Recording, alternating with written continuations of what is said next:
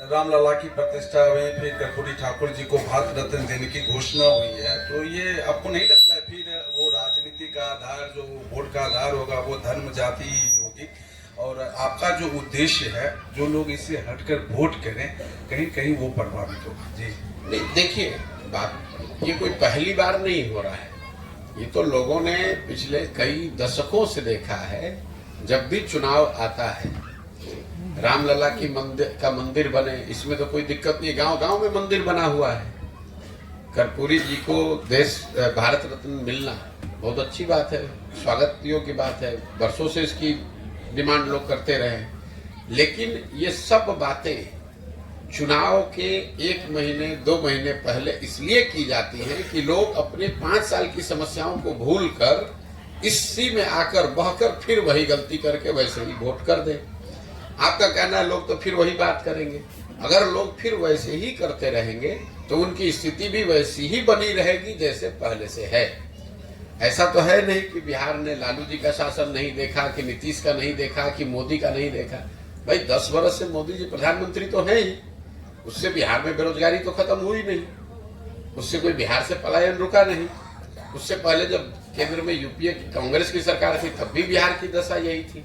हम लोग तो इस अभियान में रोज ये बात कह रहे हैं कि ये बात ही बेमानी है कि किसने बिहार का भला किया, किसकी वजह से बिहार का नुकसान हुआ। हम तो बिल्कुल उल्टी बात कह रहे हैं। हम ये कह रहे हैं कि जितने भी दल और नेता बिहार में रहे हैं, उन्होंने जो काम किया या करने का दावा कर रहे हैं, उस सब बात को आप सही मान लीजिए। मान लीजिए कि 40 साल के अपने शासन काल में कांग्रेस ने यहाँ काम किया।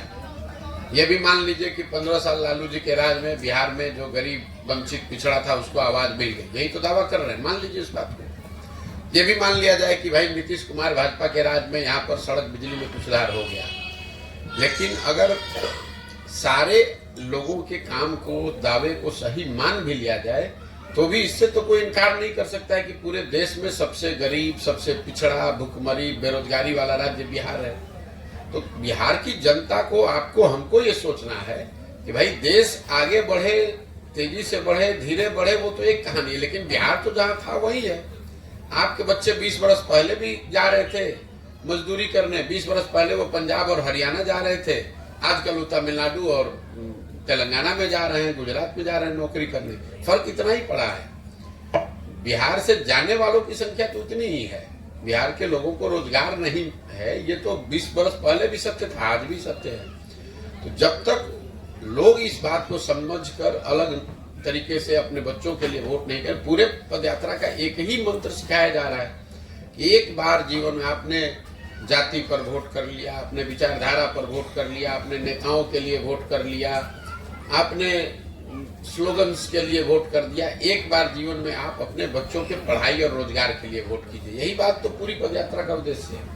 ये आपने राजनीतिक विकल्प की बात कही है, वो जो दल है या जो भी पार्टियां हैं, क्या जनसुराज ये विकल्प ये तैयार कर रहे हैं क्या? बिल्कुल भाई, ये तो मैंने आपको बताया, पदयात्रा का उद्देश्य ही है कि बिहार लोग, ऐसा नहीं कि लोग इस राजनीतिक संगठन के, देखिए जो बात हम और आप कर रहे हैं, ऐसा नहीं कि लोगों को बिल्कुल उसकी समझ नहीं है, लेकिन फिर लोगों का ये कहना होता है कि भैया हम लोग वोट किसको दें। यहाँ तो 2 ही दल है, दोनों को हम लोग देख चुके हैं, दोनों यही काम करता है।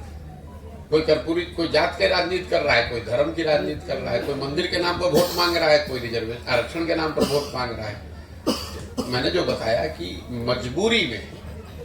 मजबूरी में लालू के डर से भाजपा और भाजपा के डर से लालू को वोट न देना पड़े, उसके लिए आपको नया विकल्प बनाना पड़ेगा। तो जन स्वराज का एक उद्देश्य वही है कि बिहार के लोग जो चाहते हैं कि नया दल बने, वो सब लोग मिलकर दल बनाए, उनकी हम बनाने में मदद कर रहे हैं। क्या होगा, जनसुराज ही रहेगा या अब क्या रहेगा, ये तो जब पदयात्रा खत्म होगी दल निश्चित बनेगा।